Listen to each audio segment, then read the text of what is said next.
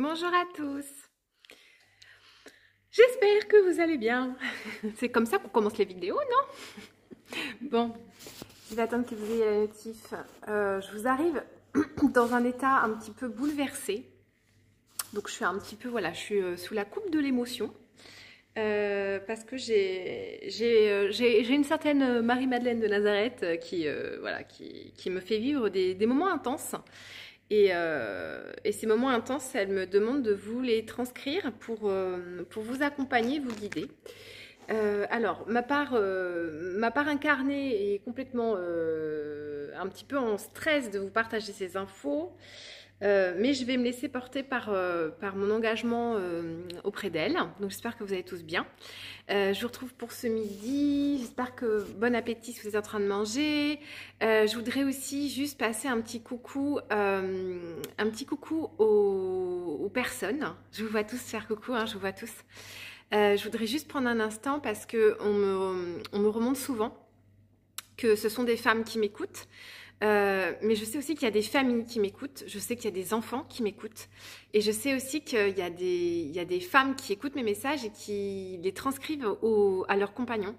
Et du coup, voilà, je voudrais faire un gros bisou à toutes ces personnes-là qui prennent pas le temps de m'écouter, mais qui prennent quand même l'essence de mes enseignements. Et voilà, je voudrais tous vous remercier, tous. Voilà, je prends juste un instant pour vous envoyer toute ma gratitude. De prendre le temps d'écouter ce que j'ai à vous transmettre. Et aujourd'hui, Marie-Madeleine est venue... Alors, que je vous explique un peu le contexte du début de ma journée. Ce week-end, j'ai enseigné les akashas à un groupe. Ils étaient 7. Alors, je vous ai fait une vidéo la semaine dernière en vous disant il me manque 2 personnes. Et finalement, c'est 3 personnes qui nous ont rejoints. Et mon Dieu, mais merci de nous les avoir envoyés. On a vécu un week-end, on était 8. On était en distanciel. On a passé 2 jours incroyables hors du temps. C'était génial. L'enseignement était vraiment... c'est vrai que ça peut vous paraître bizarre de vous dire, oh là là, celle qui enseigne, elle dit ça. Mais en fait, c'est parce que moi, je le vis aussi comme une grâce d'avoir la chance de pouvoir faire ces choses-là, si vous voulez. Faut pas se... c'est bien aussi d'être en gratitude, de pouvoir se dire waouh, j'ai la chance d'enseigner à ces gens, et ça s'est tellement bien passé pour chacun d'entre eux, et ils ont fait tellement des bons en avant géniaux, et puis moi je vois leur lumière, et ça me fait du bien. Donc voilà. Et ensuite, hier soir, j'ai une amie qui est venue me rendre visite, une amie russe, et elle est arrivée dans un état, mon Dieu, mais voilà, comparé à ce que j'avais vécu pendant 2 jours avec ce groupe, elle est arrivée vraiment en miettes, et je l'ai sentie dans une torpeur intérieure, mais waouh, elle est dévastée de colère, elle est dans un état, je sais même pas comment elle tient debout, quoi. Et ça faisait longtemps que je l'avais pas vue, et j'étais vraiment surprise de la voir comme ça. Et on a un peu discuté hier, et puis je lui ai proposé de l'aide, et puis elle a pas réussi à la prendre. Et puis ce matin, elle m'a dit finalement, je veux bien que tu m'aides. Et, euh, et du coup, Marie-Madeleine est beaucoup venue pour l'accompagner et tout ça. Et une fois que mon amie est partie, Marie est restée avec moi, et elle a commencé à me faire écrire des choses, et elle m'a emmenée très très loin parce que... Alors je voudrais un petit peu vous repositionner comment Marie-Madeleine arrive dans ma vie, juste que vous compreniez pourquoi je me retrouve à canaliser des messages de Marie-Madeleine, et je veux vous le partager parce que je pense que ça peut aider beaucoup de gens de vous expliquer comment elle est arrivée dans ma vie et pourquoi elle est là, et je pense que c'est des choses qui vont beaucoup résonner dans beaucoup de gens. Donc voilà, je vais vous partager un petit peu le pourquoi Marie-Madeleine est dans ma vie. En fait, en novembre 2019, je vais faire une rencontre, je vais rencontrer quelqu'un. Et cette personne, vous savez, c'est le fameux lien sacré, du couple sacré, vous l'appelez comme vous voulez. Et au moment où je le rencontre, j'avoue que dans ma vie, c'est un petit peu Bagdad. Je suis en reconstruction de plein de choses, mais je suis au courant, mais j'avance, quoi, je chemine, donc voilà. Et en fait, depuis cette rencontre, donc ça fait un peu plus de 2 ans, j'ai tellement évolué intérieurement, j'ai tellement évolué en moi, enfin, il s'est passé tellement de choses.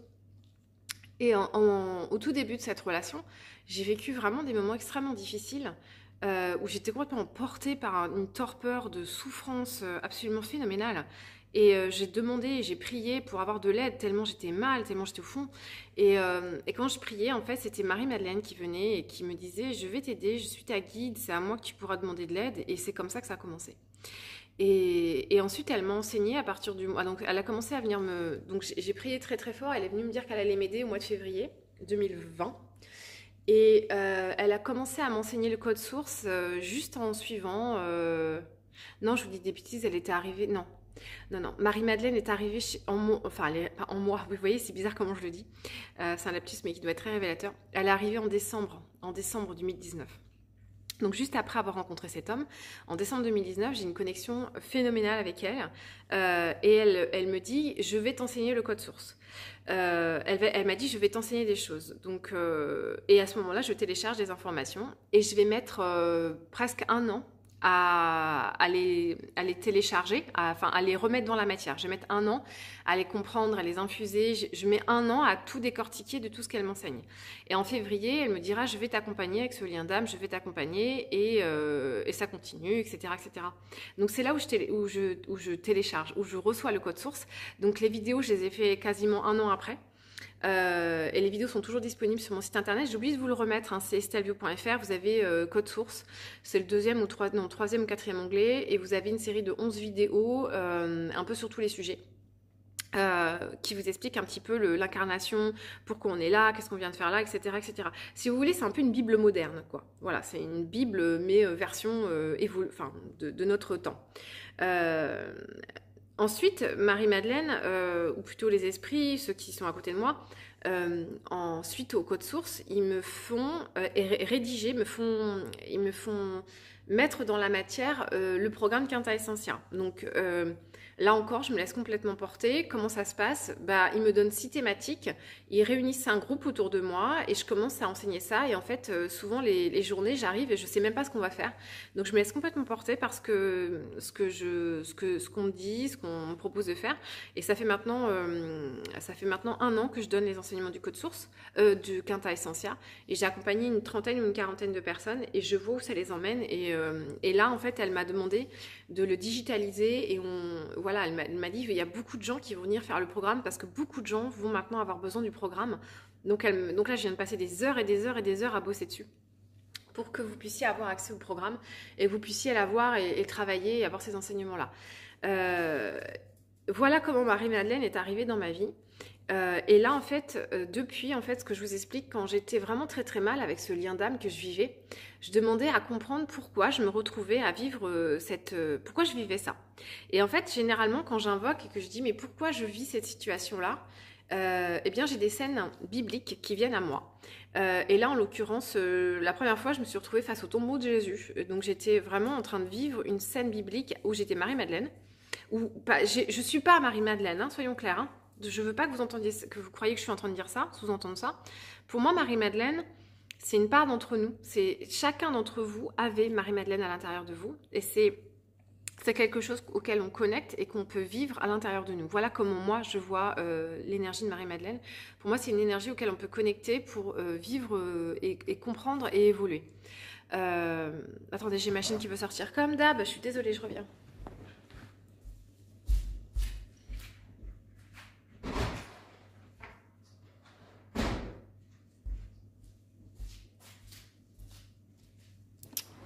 En vrai, ce qu'elle veut, c'est qu'on aille se balader dans la nature. Donc, il faut que j'aille le faire.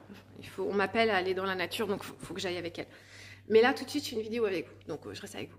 Tac, tac, tac, j'en étais où? Donc, Marie-Madeleine, oui, biblique. Donc, c'est une part de nous et c'est quelque chose qu'on peut appeler. Et elle me demande de vous le transmettre. Hein. Elle me dit surtout, dis-leur bien que chacun d'eux est porteur de mon énergie et que simplement en demandant à se connecter à moi et mes enseignements, je les guiderai. Et voilà. Alors, je lui ai dit, mais pourquoi Marie-Madeleine, pourquoi tu es très très présente en ce moment autour de nous? Pourquoi beaucoup de gens peuvent te connecter? Et elle me dit, parce qu'en fait, on arrive à un temps, à une ère où le féminin sacré va être extrêmement présent, l'énergie va changer sur la Terre, les paradigmes vont changer. Et elle dit, en fait, je suis porteuse de messages et du coup, c'est mes vibrations qui seront vraiment très très présentes autour de vous. Donc elle dit, bien sûr, je suis avec toi Estelle, mais je suis avec tous les gens qui me le demandent et je serai très très présent pour chacun d'entre eux. Alors la canalisation, alors il y a beaucoup de choses, on a beaucoup parlé parce qu'en fait, si vous voulez, la façon dont ça se présente à moi, c'est vraiment comme si elle était à côté de moi. comme une amie. Et du coup, j'ai vraiment des dialogues comme je pourrais avoir avec vous en fait. Je lui pose des questions et elle me répond. Et donc je peux lui demander tout un tas de trucs et elle me répond. Donc les conversations sont extrêmement longues, je peux pas tout vous répéter. Et là je suis extrêmement chamboulée parce que Marie-Madeleine m'a fait ressentir ce qu'elle a vécu au pied de la croix. Sa mère le gruyère, c'était balèze. Donc c'est pour ça que je suis dans un état un peu entre deux, parce que j'ai ressenti pleinement ce qu'elle a vécu quand elle était au pied de la croix. Et franchement, faut le vivre pour comprendre, parce que c'est pas du tout ce qu'on pourrait croire. Donc je vais tâcher de vous transmettre ce qu'elle a vécu quand elle est au pied de la croix. Et croyez-moi, ça vaut le détour. Alors, possiblement... c'est des choses auxquelles vous avez déjà connecté parce qu'elle est déjà en vous, etc. Donc voilà. Mais je prétends pas dire que je vous descends des trucs nouveaux. Je fais juste un partage de ce qu'elle a vécu et de ce qu'elle me demande de transmettre aux gens pour vous permettre d'avancer également dans votre évolution. Alors, je vais vous lire ce qu'elle m'a fait écrire. Elle m'a fait écrire 4 pages. Donc, je vais essayer de vous lire ce qu'elle m'a fait écrire, d'accord ? C'est parti.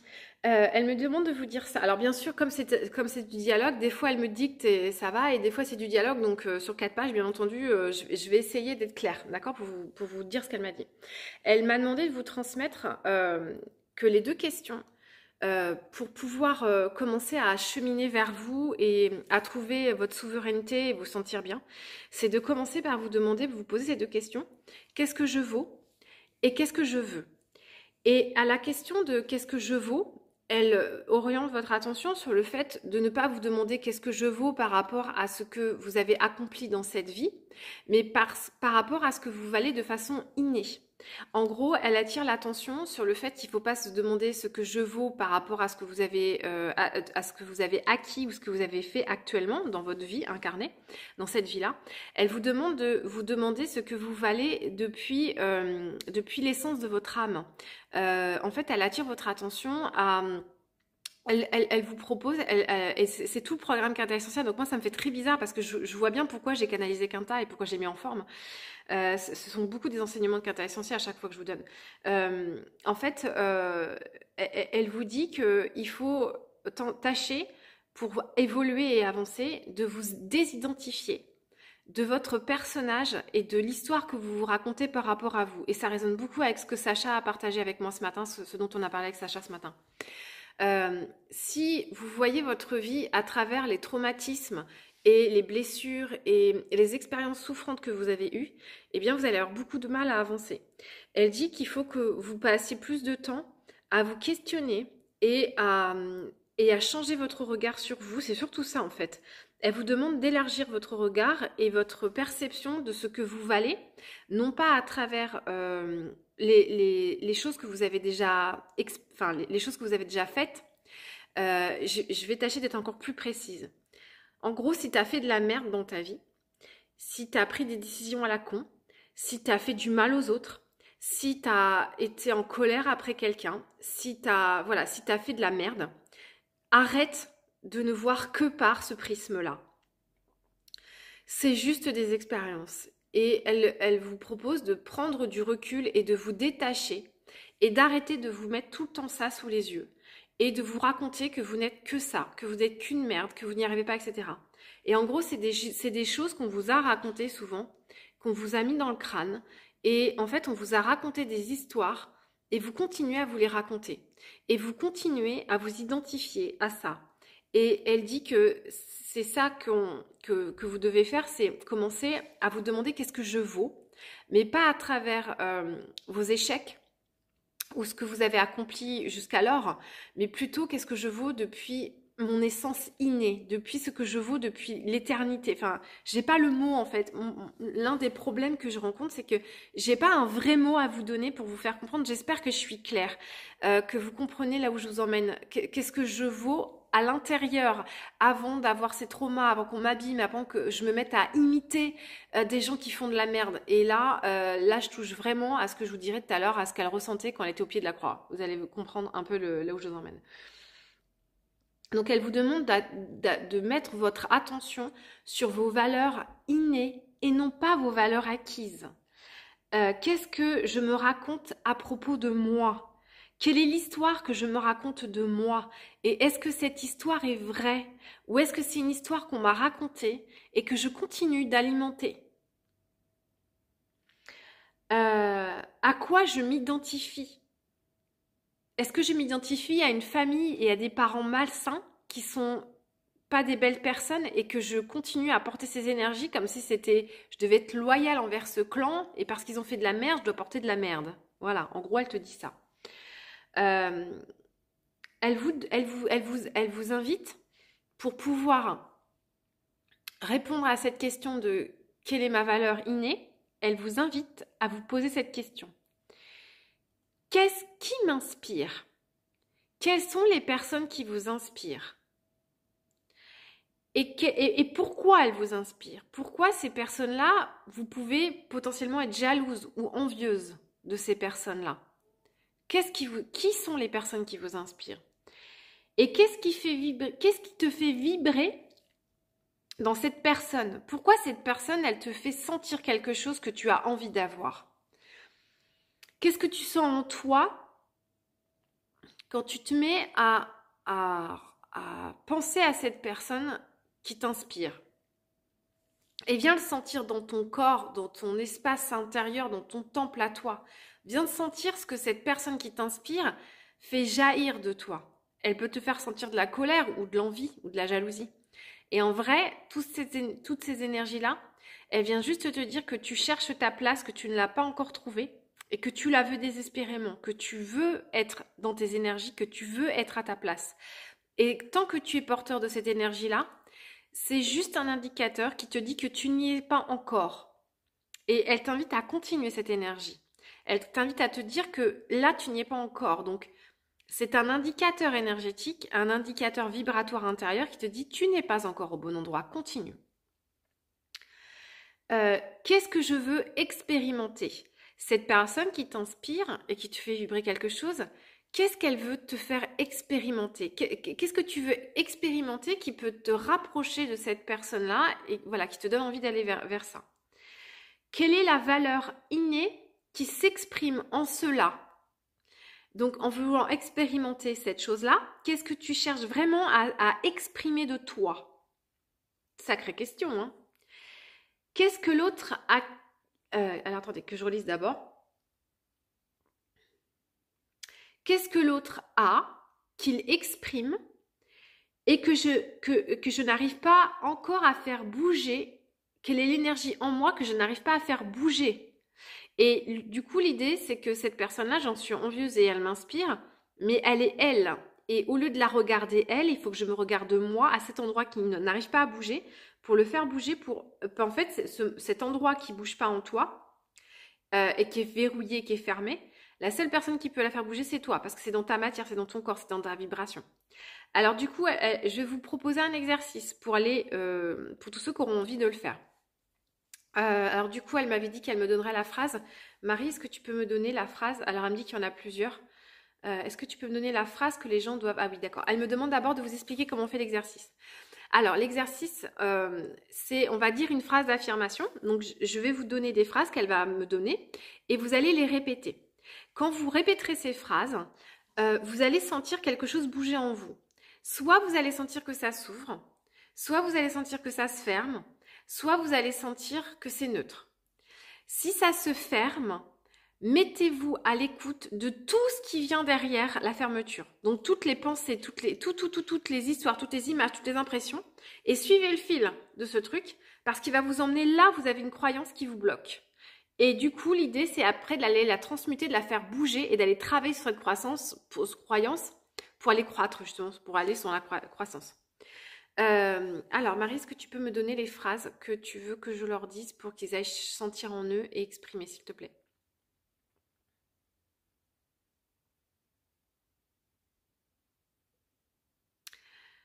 Je suis totalement libre de m'exprimer et de vivre tout ce que j'ai envie. Voilà, je suis totalement libre de m'exprimer et de vivre tout ce que j'ai envie. Vous la notez et vous la répéterez. et vous allez voir si ça s'ouvre ou si ça se ferme. Si ça se ferme, c'est que tu ne peux pas accéder à ça parce que tu vibres pas. Enfin, tu vibres l'inverse. Voilà. Moi, personnellement, ça ouvre, donc c'est OK. En même temps, on s'en fout. Si, c'est important quand même. OK. Alors, attendez. Est-ce qu'il y en a une deuxième? En fait, ça va dépendre des gens. Il y aura plusieurs sortes de catégories de personnes qui vont écouter la vidéo et ça vibrera pas pareil.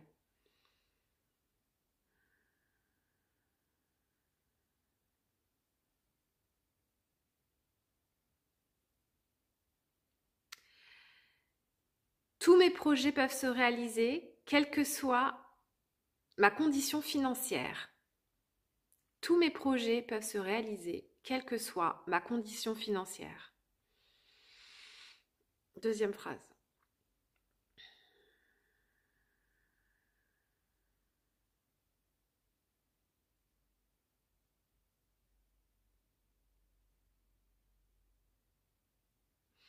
Troisième, j'ai toute la force et la confiance et l'estime en moi nécessaires pour me réaliser. J'ai toute la force, la confiance et l'estime de moi nécessaires pour me réaliser. Voilà. Normalement, dans une de ces trois phrases, voire les trois, ou deux, je sais pas, vous aurez la possibilité d'avoir l'information qui vous bloque. Voilà, je pense que j'en referai d'autres, des canalisations comme ça avec des phrases, donc si vous adhérez à l'outil, je vous en donnerai d'autres, donc continuez à me suivre. Voilà, donc ça c'était déjà pour vous permettre d'accéder à qu'est-ce que je vaux. Et du coup, il y a qu'est-ce que je veux qui va derrière. Parce qu'une fois que tu as compris la valeur qui est la tienne de façon innée, alors Nathalie a dit moi j'ai tout qui se ferme. Eh bien du coup, je me permets de rebondir puisque tu l'exprimes. Merci Nathalie d'avoir le courage de le dire. Moi je suis très admirative des gens qui ont le courage d'aller dans leur vérité et ça fait partie du message qu'elle m'a demandé de vous donner. En fait, quand les phrases se ferment, vous allez le refaire au calme, d'accord? Parce que je vais continuer à vous donner les messages, il y en a beaucoup d'autres. Nathalie et tous les autres qui ont envie d'essayer cet outil, vous allez vous mettre au calme dans un espace de méditation, un petit peu, un espace de tranquillité, et vous allez répéter ces phrases à haute voix. Et vous allez noter sur une phrase toutes les pensées qui vous traversent derrière. Donc tous les non, c'est pas vrai, n'importe quoi, tata. Et vous écoutez le fil qui vient. Et tout ce qui vient derrière ces phrases-là et qui ferme, généralement, c'est tous vos bloqueurs. C'est tout ce que vous avez à désamorcer. Donc, ça vous aidera beaucoup à avancer.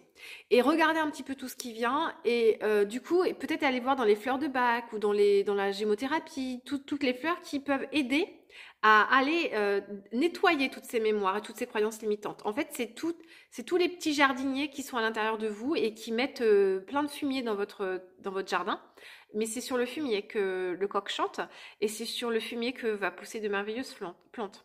Donc voilà, donc allez creuser là parce que c'est là où ça bloque en vous et où ça vibre pour que vous continuiez à vibrer l'inverse de ce que je viens de vous dire les phrases. Je les ai pas notées donc et je les ai déjà oubliées parce que je les canalise donc je peux pas m'en souvenir. Hein. Ça descend, ça descend.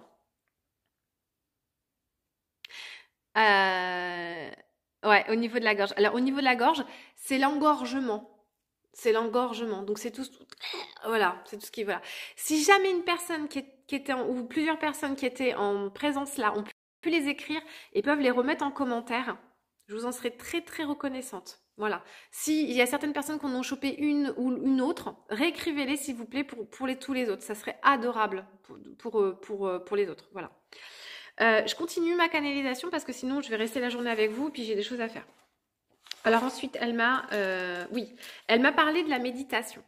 Elle m'a demandé de vous retransmettre ça. En fait, on a notre culture européenne. On est beaucoup, depuis quelques années, et c'est une bonne chose, on nous parle de méditation qui n'est pas forcément dans nos cultures à la base. Et en fait, la méditation, alors je vous ai fait une story hier. J'ai fait sur mon compte perso et je l'ai fait aussi sur Étoile de Gaïa. D'ailleurs, j'étais étonnée parce que beaucoup de gens ont été ouverts. D'habitude, vous les ouvrez pas, donc j'étais hyper étonnée. Alors, mes stories, en fait, vous avez vu, il y avait le 1, le 2 et le 3. La première chose, c'était prier. La deuxième, c'était recevoir. La deuxième, c'était gratitude. Vous pouvez les mettre dans l'ordre que vous voulez. Mais en gros, méditer, c'est pas simplement s'asseoir et être dans une posture à fermer les yeux et voilà. Méditer, si vous voulez, c'est une rencontre avec soi-même. Méditer, c'est se rendre visite. Méditer, c'est un rendez-vous avec soi. Et en fait, dans une méditation, vous pouvez faire 1 milliard de choses et ça dépendra de quoi vous avez besoin ce jour-là. Méditer, c'est simplement se rendre visite, mais vraiment. Se rendre visite à l'intérieur. Méditer, tu peux le faire en faisant ta cuisine, en faisant ton jardin, en faisant... ou alors en t'asseyant pour vraiment être vraiment en contact de ce que tu as besoin de ressentir. Et des fois, on a besoin d'un calme absolu pour vraiment se mettre en contact avec soi. Donc en fait, méditer, c'est s'occuper de soi-même, c'est se demander comment je vais aujourd'hui, c'est de quoi tu as besoin aujourd'hui, c'est stopper les parasites extérieurs, et alors du coup c'est un chemin parce que ces parasites souvent c'est ce fameux mental là, ce petit vélo qu'on vous a inculqué plus jeune et que vous alimentez, hein, et c'est justement qu'est-ce que je me raconte sur moi, il est là à cet endroit. Moi, la méditation, elle arrive quand j'ai 20 ans dans ma vie. C'est un besoin, une nécessité, une pulsion. C'est un truc de fou. Donc, ça fait très longtemps que je médite. Ça fait des années. Et c'est une nécessité, c'est une hygiène. C'est comme respirer. Je ne pourrais pas ne pas méditer. Donc, moi, c'est arrivé comme ça dans ma vie, forcément. Donc, moi, j'ai médité bien avant que ça soit à la mode. Voilà, à 20 ans, j'ai eu besoin de m'asseoir, de me mettre de la musique et d'écouter ça pendant des heures et des heures. C'est comme ça. Voilà, c'est des appels intérieurs hyper forts. Et en fait, quand tu fais ça, tu peux te mettre à respirer pour être à l'écoute de ta respiration. Tu peux... alors, dès qu'il y a de l'agitation, et en fait, moi, c'est grâce à ça, depuis des années que je médite, que j'ai complètement stoppé le mental. Complètement stoppé. Ça fait tellement longtemps que je l'observe et donc je parle toujours que d'ici et de là, en fait, de mes tripes et de mon cœur. Je me fais toujours un peu duper par le mental parce que j'ai toujours des parasites, mais beaucoup moins qu'avant. Donc du coup, je suis beaucoup plus alignée et beaucoup plus juste. Et c'est pour ça que j'ai des canalisations, hein, tout simplement, hein, parce que je suis beaucoup plus à l'écoute. Bon, j'ai encore beaucoup de travail. Hein, je vous dis pas que je suis arrivée. Hein, j'ai énormément de travail, hein, notamment dans ma matière, et c'est pour ça d'ailleurs que j'ai choisi d'arrêter de consulter pour être beaucoup plus à l'écoute du corps. Et j'en ai énormément besoin. Et j'ai un gros travail à faire dans la matière à ce niveau-là. Voilà. Donc c'est juste pour vous dire que dans mon expérience, la méditation m'a amené à ça. Donc méditer, c'est vraiment prendre un temps pour se rencontrer, c'est pour s'occuper de soi, et bonjour, comment tu vas aujourd'hui? Qu'est-ce qu'il y a aujourd'hui? Il y a de la fatigue, ah, il y a de l'agacement, ah, il y a du stress, ah, il y a quoi d'autre? T'as besoin de quoi aujourd'hui? Ah, t'as besoin d'être promené, d'accord, t'as besoin de nature, ok. Et vraiment savoir un dialogue intérieur, c'est prendre le temps de se poser. Merci pour ceux qui écrivent les phrases, vous êtes des amours. Voilà. Et pourquoi je vous ai... Et méditer, du coup, ça consiste à... Moi, l'indication qu'ils m'ont donnée déjà longtemps, c'est de répartir mes temps de méditation et de rencontre à moi en 3 temps, à part égale, pour avoir une équité. Ils m'ont proposé, en fait, d'avoir un temps où je suis dans de la demande. C'est prier, c'est demander. Et ça, je le fais au niveau hebdomadaire parce que toutes les semaines, je prends un temps pour me poser avec un cahier et j'écris. Alors moi, je suis très connectée à la Reine des Neiges, hein, c'est une énergie qui me parle beaucoup. Donc voilà, j'ai un joli petit cahier que j'ai acheté à Action, donc 3-4 euros. Et toutes les semaines, je viens écrire. Ce que je veux vraiment se réaliser dans ma vie. Donc c'est un temps où je me rends compte, voilà, j'ai tous les dimanches une rencontre avec moi qui est prévue. Puis après, dans la semaine, il y en a plein d'autres qui viennent ou qui viennent pas. Mais tous les dimanches, j'ai rendez-vous avec moi. Et tous les dimanches, je me pose et je regarde un petit peu ce qui m'est arrivé cette semaine. Je tire des cartes pour savoir les énergies qui viennent à moi dans la semaine. Qu'est-ce que je vais expérimenter dans la semaine? Vous voyez, le mot aussi est très important. Qu'est-ce que je vais expérimenter cette semaine? Et du coup, quelles sont les ressources que je vais avoir à solliciter cette semaine? Et puis ensuite, je me dis, voilà, moi, donc ça c'est pour... là, je reçois de l'information. Donc, je suis dans un canal de réception. Je pose des questions et j'attends je reçois des informations. Ensuite, je prends un autre temps pour dire ce que moi, hein, je ne suis pas la marionnette de l'univers. Donc, même s'il y a des énergies, il y a des influences célestes, je n'y peux rien, elles vont venir à moi. Il y a des changements qui vont venir à moi et donc je vais me mettre dans le mouvement de ce qui vient à moi. Mais au-delà de ça, après, je vais me questionner sur, moi, qu'est-ce que j'ai envie de vivre, moi? Qu'est-ce que j'ai envie de mettre dans ma semaine? Et donc, je passe à un temps de prière. Et donc, je demande, moi, cette semaine, je veux arriver à ça. Cette semaine, je veux expérimenter ça. Et donc, j'y mets ce que moi je veux, ce que moi j'ai décidé. Je suis souveraine, hein, c'est moi qui décide. Donc, après avoir compris les énergies qui vont être autour de moi, je dis voilà ce que je veux expérimenter. Et puis ensuite, je gratifie. Je gratifie et je regarde tout ce que j'ai déjà. Et je remercie pour ma bonne santé, pour la santé de mon fils, pour la chance d'avoir un rôle de mère, pour la belle maison dans laquelle j'habite, pour la santé de mes animaux, pour la présence de mes animaux. Et je gratifie, je gratifie, je gratifie. Et la gratitude, c'est quelque chose d'extrêmement puissant parce que plus tu te mets à observer et à avoir de la gratitude pour les choses autour de toi, plus tu attires des choses à toi. C'est phénoménal. Voilà. Donc, et alors, tu le fais dans l'ordre que tu veux. Hein, c'est peu importe. Mais si tu pratiques ça de façon quotidienne, hebdomadaire, mensuelle ou annuelle, tu vas forcément avoir des résultats. C'est obligatoire. C'est obligatoire. Voilà. Donc ça, c'est petit tips, petit rappel qu'elle m'a demandé de vous retransmettre.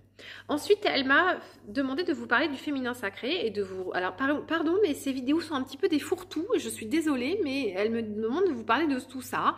Et voilà, bah, je vous parle des sujets qu'elle m'aborde. Hein. Alors, elle m'a parlé de parler du féminin sacré.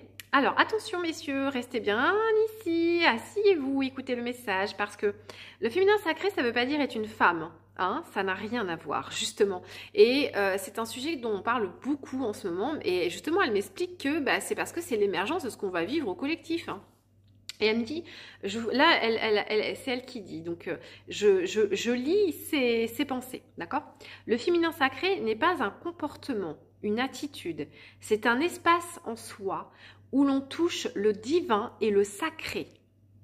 L'amour de tout ce qu'est, c'est la plénitude, un geste, un regard. C'est ce qui te ramène à l'amour en soi, à la beauté de soi.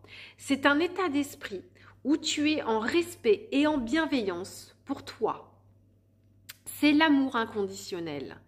C'est une vraie rencontre. Vivre en respectant les vertus de la liberté et de la vérité, qui sont les autres noms de l'amour. Je vous les rappelle, la liberté et la vérité sont les autres noms de l'amour. En commençant par se les appliquer à soi même. Toujours commencer par soi. Donc ça, c'était son écrit. Voilà. Et après, on a eu une conversation, donc j'ai rédigé ce qu'elle m'expliquait. Donc là, c'est pas vraiment une canalisation écrite, c'est plus des ressentis et elle m'a tenu des propos et je les ai écrits pour essayer après de vous les traduire. Donc, elle me parle que, en fait, elle a voulu qu'on aborde, je ne sais pas si c'est moi ou si c'est elle qui l'a abordé en premier. Très sincèrement, je ne me souviens plus dans l'ordre de la conversation. Mais vous savez, la notion par rapport à tous les liens sacrés, donc tous les liens gémellaires, de flammes jumelles, etc. Donc elle m'a parlé de son lien avec Jésus. Et c'est là où je vais vous parler de la scène biblique qu'elle m'a fait vivre après. Elle m'a fait me connecter à ce qu'elle a ressenti quand elle était au pied de la croix. Donc ça a commencé par cette conversation-là. Donc Marie-Madeleine n'a pas de colère qu'on lui ait enlevé son amour. Personne ne lui a pris cet amour. Donc elle parle de son lien avec Jésus. C'est ce qui lui a... elle m'a expliqué que c'est ce qui lui appartenait le plus. Elle dit, moi, ce que j'ai vécu avec lui et le lien que nous avons construit et l'amour que j'avais avec lui, c'est quelque chose qui m'appartient à moi. Et c'est quelque chose qu'on ne peut pas me déposséder. On ne peut pas m'enlever l'amour que j'avais pour Jésus. Et elle dit, quand ils ont tué Jésus, je n'ai pas senti qu'on m'arrachait mon amour. Elle dit, je n'ai pas du tout ressenti ça. C'était pas du tout ce qui se vivait en moi. Jésus n'est pas dépositaire de mon amour. Il n'était pas en possession de mon amour. C'est pas lui qui le possédait, c'est moi qui le possédais. Elle dit, le lien, il est éternel. C'est juste la forme qui a évolué. Et comme celui de l'arbre qui perd ses feuilles à l'automne, elle dit, c'était inévitable. Elle savait pertinemment que la forme dans laquelle elle pouvait vivre l'amour avec Jésus allait s'arrêter. Et en plus, Jésus lui avait dit, donc elle n'était pas triste de cela. Elle n'a jamais eu ni de colère ni de tristesse que Jésus s'en aille de cette façon. Mais son expérience à elle aussi est conditionnée. En fait, elle m'a expliqué que Elle sait, en tant que femme incarnée, que son expérience à elle aussi est conditionnée à la mort. Elle savait pertinemment qu'elle allait mourir et que Jésus allait mourir, et elle savait que tout ça n'était pas éternel, et c'était pas là le plus important. Ils savaient qu'ils étaient en train de vivre une expérience d'incarnation et que leur expérience allait les emmener à vivre des choses. Et à aucun moment, même à la veille où ils vont se séparer, ils n'ont eu de tristesse de se séparer parce qu'ils se savaient éternels dans l'amour. Et oh là là, ça, elle me le refait ressentir encore. Oh là là. Ah, je ressens encore cette énergie qui descend en moi. Et en fait, à chaque fois, ça me fait pleurer parce que c'est un amour pur, quoi. C'est une grâce, hein. Moi, si je les appelle comme ça, quand ils me font sentir ça, c'est vraiment des grâces. Et, c'est un amour d'une puissance. Donc, ils ont arrêté parce que sinon, je ne peux pas vous transmettre les messages quand je suis dans cet état-là. En fait, ils avaient connecté à beaucoup de choses qui n'ont jamais été dites dans la Bible. Ils étaient connectés à l'amour tantrique, donc ils savaient faire l'amour à distance, ils étaient dans un lien pur, ils se savaient éternels, ils savaient que leur incarnation était éphémère, et ils savaient à quel point la vie était une richesse à infini, et ils savaient que c'était une expérience qui allait s'arrêter. C'est pour ça qu'elle est infiniment précieuse, cette vie. Et ils savaient que Jésus allait repartir et que c'était comme ça, que Marie-Madeleine, elle avait encore un long chemin à faire et qu'elle avait encore plein de choses à expérimenter dans la matière. Et ils étaient super en accord avec ça, en fait, hein, l'un et l'autre. Et du coup, il n'y avait pas de notion de séparation pour eux. Il n'y avait pas de rejet, il n'y avait pas d'amour, il n'y avait pas d'injustice. Toutes ces blessures d'âme, ils ne les connectaient pas, en fait. C'est particulier de vous donner ces messages pour moi parce que moi-même, ça me paraît un peu fou, mais malgré ce qu'ils en diraient, ils n'étaient pas dans les blessures d'âme. Ils étaient dans autre chose et je vais vous l'expliquer après. Donc, elle ne vit pas en pensant à la séparation physique parce qu'elle sait que c'est éphémère.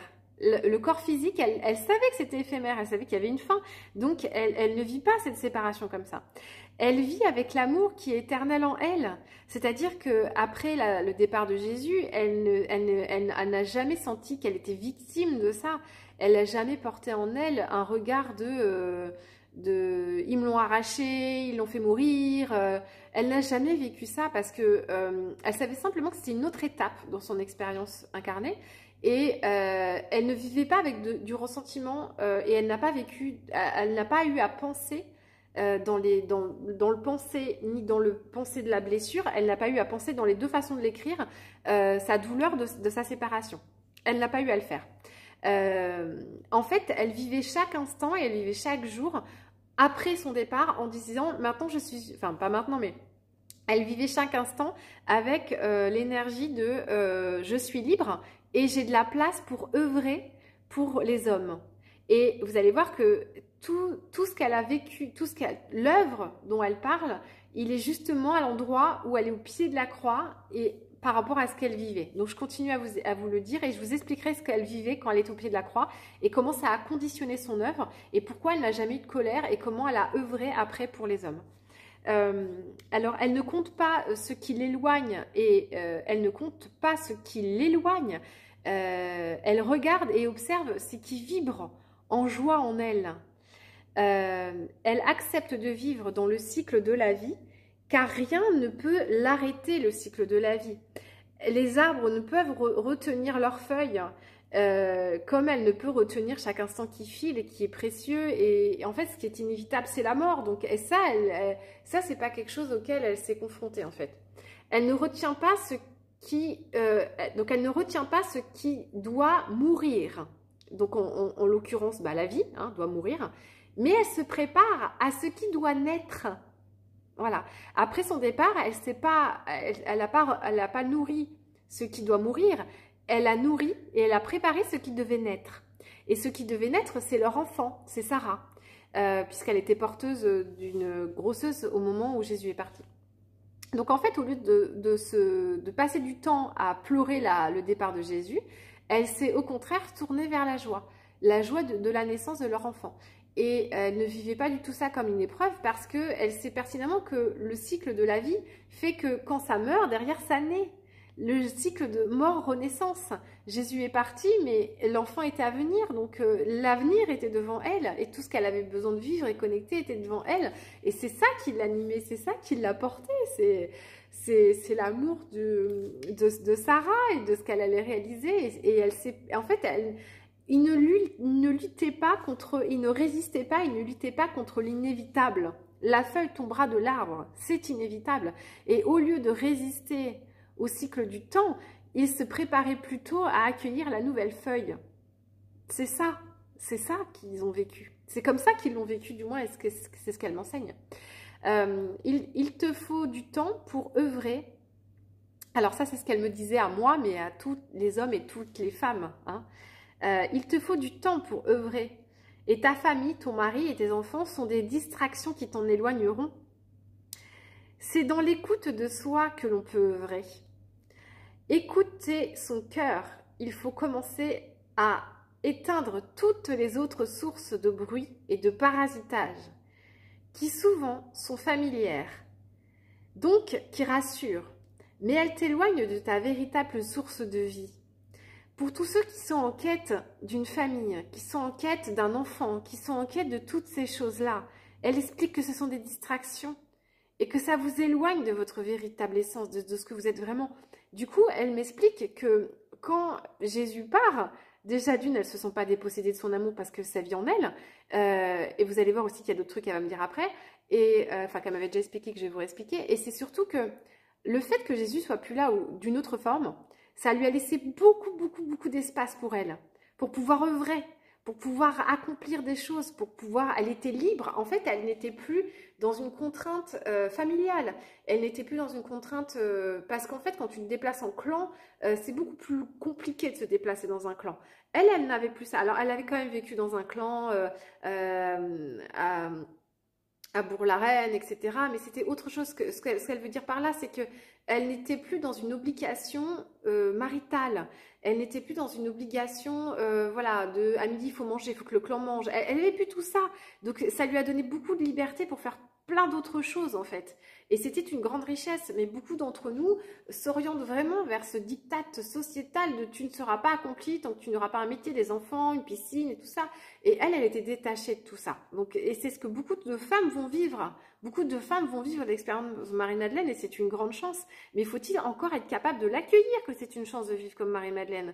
Voilà, donc il va falloir vous détacher de beaucoup de croyances limitantes et d'idéologies, de postulats de vie bienheureuse qui sont complètement formatés par des trucs qui vous éloignent en fait. Donc plus tu es capable d'aller tendre vers l'expérience de Marie-Madeleine qui était libre et qui était amoureuse et qui était dans l'amour, et son chéri il était tout le temps avec elle parce qu'ils ont vécu des choses qui leur ont permis de vivre ça.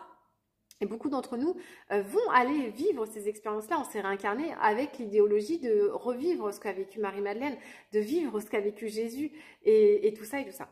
Donc, et voilà son enseignement. Donc tout sera prospère dans ce que tu entreprendras avec l'élan du cœur. La force et le courage se rencontrent dans le désespoir et la perdition de l'ego qui souffre. J'ai vécu libre chaque jour dans la joie de mon amour éternel. Quand j'ai veillé au tambour de Jésus, j'étais dans un sas de métamorphose pour accueillir la nouvelle forme de communication avec lui. Il m'est apparu dans mon esprit, dans tout mon corps.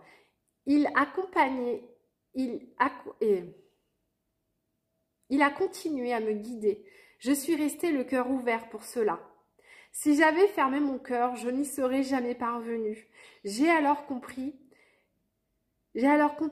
ces enseignements et que le royaume de Dieu, j'ai accédé à ce royaume qui vit en moi, dont je possède la clé, et j'ai œuvré libre pour manifester cet amour dans chacun de mes gestes, de mes pensées, de mes actions. Je n'ai pas bu à la coupe du venin de l'homme. Je n'ai pas laissé mon cœur se faire emporter par les mêmes élans que ceux des hommes qui avaient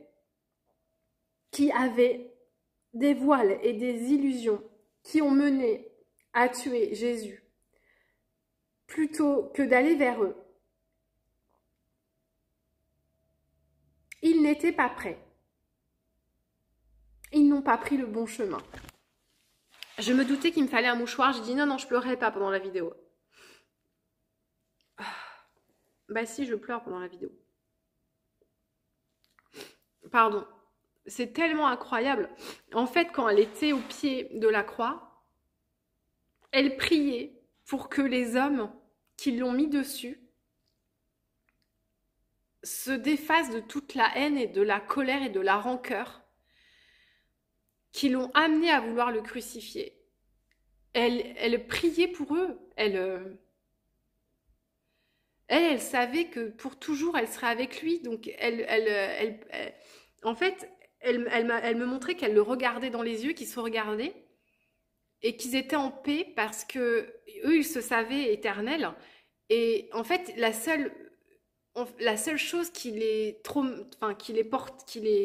était dans leur pensée, c'était mais si seulement tous ces hommes pouvaient se donner la main, si seulement ils pouvaient voir la lumière qui est en eux, s'ils pouvaient arrêter de s'entretuer, de se porter des coups, en fait, c'est ça. Et Marie-Madeleine, après, elle a eu à cœur que de guider les hommes vers leur propre lumière. Comme ce que c'était les enseignements de Jésus, en fait. Et ce qui a amené Jésus sur la croix, c'est Judas qui... En fait, Judas avait perdu sa fille et sa femme à cause des Romains. Et Judas était en recherche. En fait, il avait entendu Jésus dire qu'il y avait le royaume de Dieu et qu'il pourrait revoir leurs défunts, etc.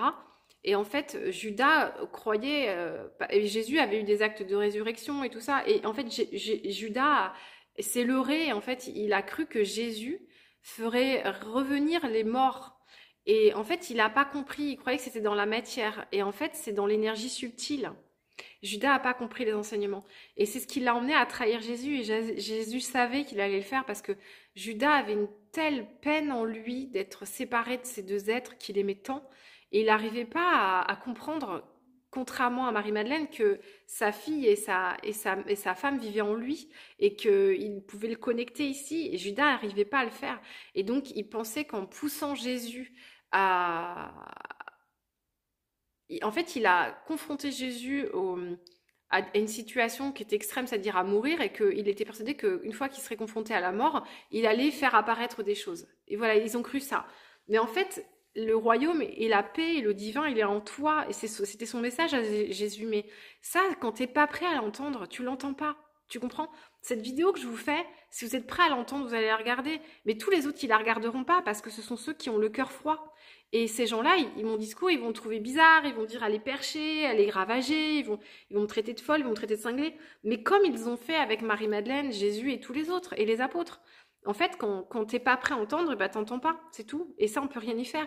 Et c'est ce qui a emmené Marie-Madeleine à être très triste, parce que elle voyait bien qu'ils étaient pas encore prêts. Et ça c'est comme ça, c'est ce qu'elle dit, ils n'étaient pas prêts. Ils n'ont pas pris le bon chemin. Et ce chemin, c'est celui de la haine, c'est celui du diable, c'est celui on va le tuer parce que il se dit mais si, il dit qu'il peut faire apparaître des choses et ça marche pas. Mais en fait, Jésus, il disait pas qu'il allait faire pour les hommes. Jésus, son enseignement, il était de dire que chacun le fait pour soi et que chacun a accès par lui-même. C'était ça son enseignement. Et en fait, il y a des gens qui n'arrivaient pas à le faire et qui croyaient que lui allait le faire pour eux. Et ça, c'est pas possible. Voilà.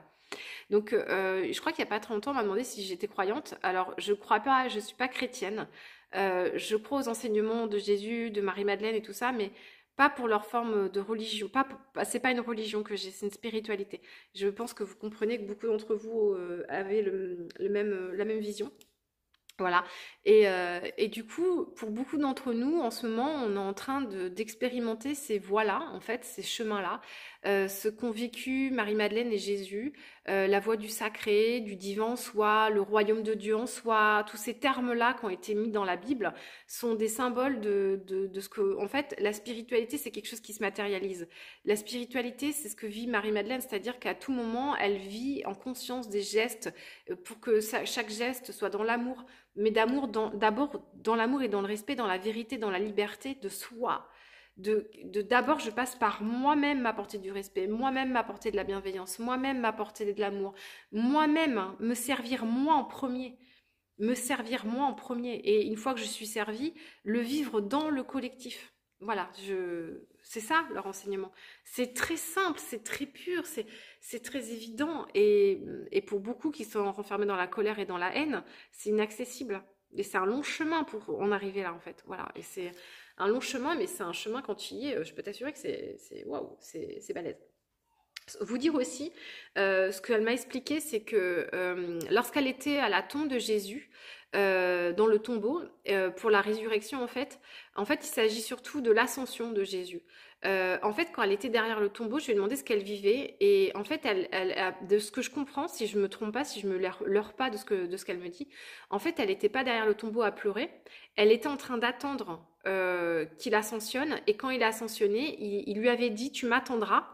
Reste le cœur ouvert, ne te laisse pas emporter par le chagrin, et c'est ce qu'elle dit d'ailleurs, ne te laisse pas emporter par le chagrin, ne te ferme pas ton cœur à ce que les hommes vont me faire, parce qu'ils sont ignorants, ils ne comprennent pas ce qu'ils font, et reste à m'attendre derrière le tombeau, et je viendrai à toi.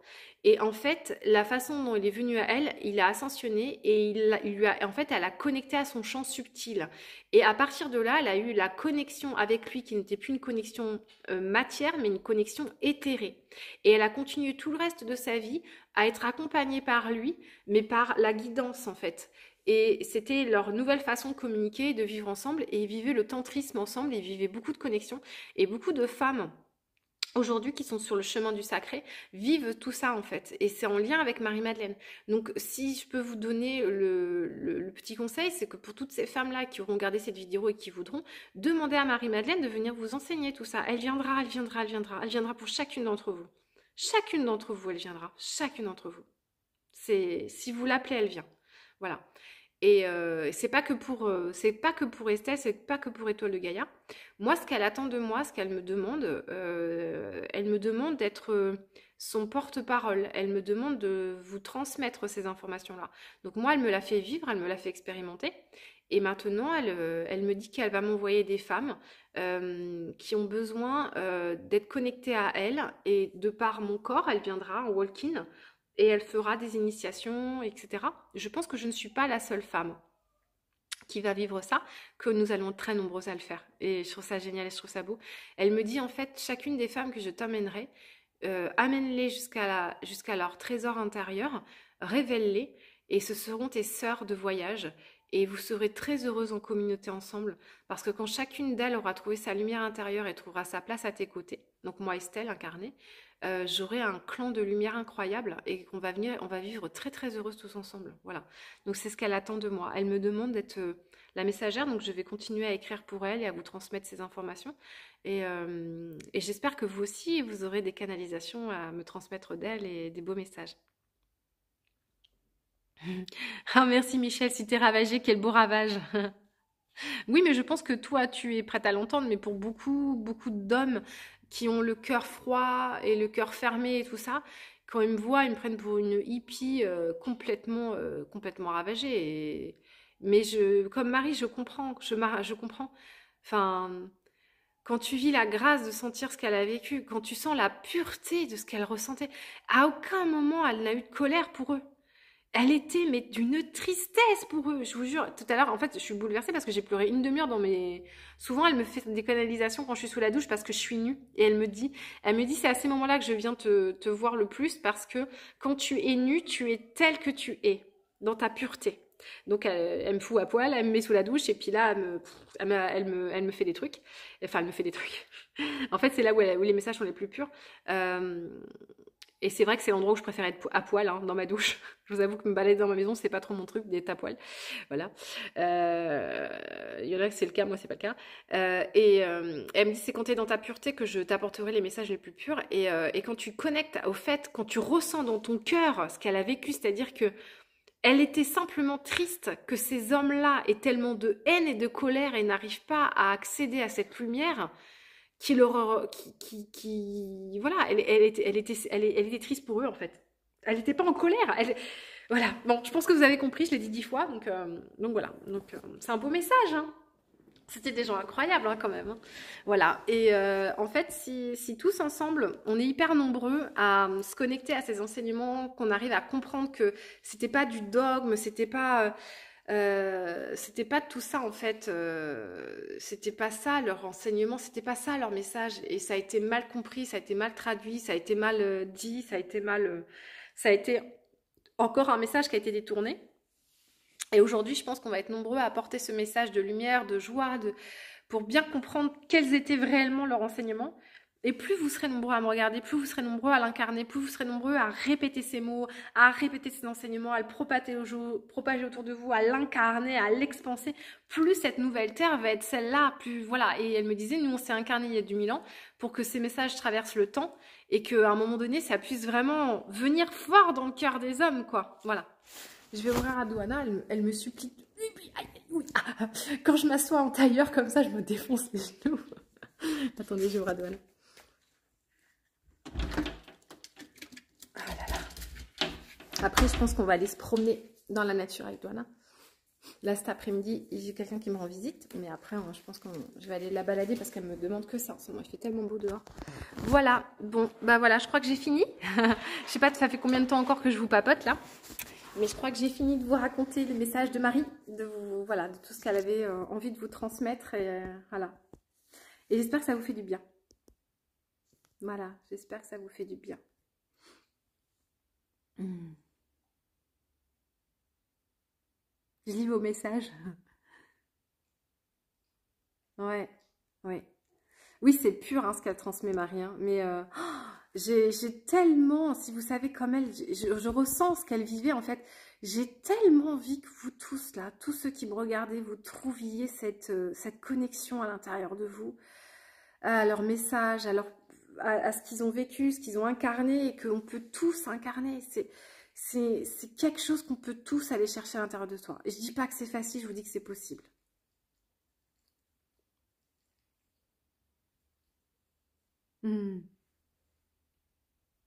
Plein de gros bisous à vous tous aussi. Si ça résonne, c'est génial. Si ça résonne, c'est que vous êtes aussi des Marie-Madeleine.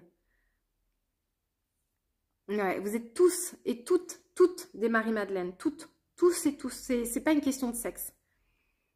Et du coup, rester aligné dans ces énergies-là, revenir à l'essentiel, à ce qui est vraiment important pour l'homme. Et c'est un nouveau paradigme qui s'invite. Voilà, oui, je vais aller faire des balades et puis normalement j'ai une visite, bah justement, je sais pas si tu regarderas les vidéos, je crois que tu regardes. J'ai quelqu'un qui vient me visiter et c'est aussi une merveilleuse Marie-Madeleine. Je vois toute cette lumière comme Sacha qui était tout à l'heure à la maison et qui est une femme qui est très abîmée et pourtant, mais elle a tellement Marie en elle. Et la personne qui vient tout à l'heure aussi, je vois ça, Marie-Madeleine, je vois tout ce qu'elle va emmener au monde, je vois tout ça et du coup, ouais, je suis ravie de passer du temps avec des femmes comme ça et je n'attends qu'une chose, qu'elles éclosent, qu'elles s'ouvrent à leur féminin, qu'elles ouvrent cette incandescence de lumière et d'amour qui sont en elles, parce que ces femmes-là, quand elles seront arrivées à cet endroit, je vais avoir tellement, enfin, j'ai déjà beaucoup de plaisir de les fréquenter, mais elles vont tellement apporter au monde que je suis impatiente de les voir, quoi. Voilà. Donc, et c'est à elles de faire le chemin, hein. C'est pas à moi. C'est pas à moi. Donc moi, je suis juste là à leur côté et on avance ensemble. Voilà. Bon, j'espère que mon petit message il vous aura fait du bien. Enfin, le message de Marie vous aura fait du bien. Je tâche d'être la meilleure messagère possible. Donc c'est ça qu'elle me demande. Elle me demande de... Elle m'a fait faire tout ce chemin-là depuis 2 ans. Pour pouvoir être prêt à ce moment-là, parce que c'est maintenant qu'on a les énergies qui vont pouvoir s'ouvrir. Elle me demande d'être maintenant, et j'en suis très honorée, de pouvoir être juste... en fait, ce que je comprends, c'est que ce que Marie a fait, ce qu'elle m'a permis de vivre, j'ai fait ce long chemin qui était très difficile, et elle me demande maintenant, elle me dit maintenant, je vais t'emmener les âmes, et les femmes et les hommes qui ont besoin de faire ce même chemin, et je passerai en toi et je le guiderai maintenant par tout ce que j'ai vécu. Voilà. Donc moi, j'ai plus qu'à m'asseoir et à vous attendre sous mes érables et à ce que vous veniez me rendre visite et que je vous guide jusqu'à cet endroit, ici, le royaume de Dieu, où tu es le royaume de Dieu, comprenez bien, c'est le roi, donc c'est le home, et de Dieu, c'est ton divin. en fait. Hein. Il s'agit, dans le message qu'elle disait, c'est d'être capable d'incarner le divin, de connecter à ta source de vie, donc par ton énergie sexuelle déjà, donc je vous enseignerai la sexualité sacrée, et de vous connecter à cet espace où tu vibres la source et la lumière incarnée en toi. Nous sommes tous des dieux et nous sommes tous des déesses puisque nous avons tous reçu le don de la vie et nous pouvons l'incarner et le manifester dans la matière. Et c'est pas, il y a personne, tous vous avez été élus. Vous avez tous été élus pour le don de la vie. Donc je vous le redis, c'est moi qui vous passe les messages, mais je suis votre égale, comme Marie-Madeleine est votre égale. Nous sommes tous égaux et nous avons tous les mêmes chances, nous avons tous les mêmes capacités. Et ce divin, il est là, il est en vous. Pour le toucher, il faut retirer toute la souffrance, tout l'ego, tout ce qui vous détourne du chemin et revenir à ça. Les deux questions à vous répéter, c'est qu'est-ce que je vaux et qu'est-ce que je veux. Si vous gardez ces deux questions en tête tout le temps, vous arriverez à retourner à cet espace. Parce que en fait, on vous dit connecte-toi, mais concrètement, on fait comment concrètement? Concrètement, mets-toi dans le chemin de qu'est-ce que tu vaux et qu'est-ce que tu veux. Quand tu as les réponses à ces questions-là, et ces questions-là, ce n'est pas une fois où tu as la réponse, c'est tout le temps. C'est des questions qui doivent tout le temps t'animer. Quand tu vis une situation de vie, demande-toi, est-ce que ça respecte ma valeur? Est-ce que c'est ce que je veux? Et quand tu as ces deux questions en permanence avec toi, tu es souverain. Et tu vas agir en conscience. Et tu vas obtenir beaucoup plus de choses. Et les choses vont plus vite se matérialiser. Ta vie, ton paradigme de vie va être beaucoup plus fluide, beaucoup plus rapide, beaucoup plus... Voilà. Donc l'enseignement de Marie, c'est qu'est-ce que je veux? Qu'est-ce que je vaux? Commencez par ça. Commencez par orienter votre énergie vers ces deux questions-là. Et rien que ça, pour beaucoup d'entre vous, ça va vous demander beaucoup de temps et d'énergie. Parce qu'en vous confrontant à qu'est-ce que je vaux, qu'est-ce que je veux, vous allez être confronté à votre ego, à tout ce qui souffre en vous, tout ce qui vous limite. Et ça peut vous prendre des mois et des années. Je pense que c'est les deux questions qui vont vous habiter toute votre vie. Qu'est-ce que je cherche à vivre? Quelles sont les expériences que je veux vivre? Et qu'est-ce qui m'anime? Qu'est-ce que je vaux? Qu'est-ce qui me... Voilà, quelle est ma valeur? Quel est l'or qui est en moi, qui réside en moi? Coucou du Canada, des bisous canadiens.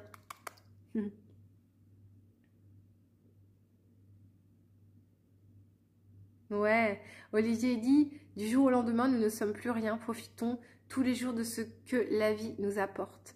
Mais évidemment, la matière, on peut la manifester, c'est un vrai bonheur de pouvoir s'asseoir, de regarder une fleur pousser, de prendre des papiers, de mettre de la couleur dessus et de regarder ce que ça fait, mais on n'emportera rien d'autre que l'expérience.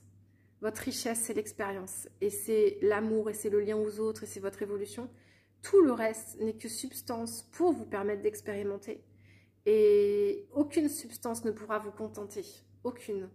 La seule chose qui peut vous contenter, c'est cet alignement avec la grâce et la lumière qui est tout le temps connectée à l'intérieur de vous. Et le plus dur, c'est de rester connecté tout le temps à ça, d'être tout le temps dans cet alignement. Et quand vous avez, comme là, je suis hyper connectée et alignée, et j'ai cet amour que Marie-Madeleine me permet de m'amener à cheminer vers cet accès que moi j'ai. Hein. C'est pas l'amour de Marie-Madeleine, c'est le mien. Hein. Mais elle m'a fait cheminer jusque-là. Et quand tu es là, je te jure que tu as besoin de rien d'autre. Tu as besoin de rien. Du coup, après, tout le reste, c'est de l'occupation. Tu t'occupes et tu cherches comment tu vas t'occuper. Donc là, je vais aller manger. Après, j'ai mon amie qui va venir, donc elle viendra un peu trop tôt, donc j'aurai pas le temps de me balader. Je pense pas, peut-être que j'aurai le temps. Et puis après, le reste de ma journée, voilà, ça va être j'ai encore du quinta essentiel à faire, il faut que je travaille encore sur les fleurs, j'ai des choses à régler, j'ai des factures à payer, enfin voilà, mais c'est que de l'occupation. C'est que de l'occupation pour passer ma journée. Et voilà. Et quand tu vis comme ça,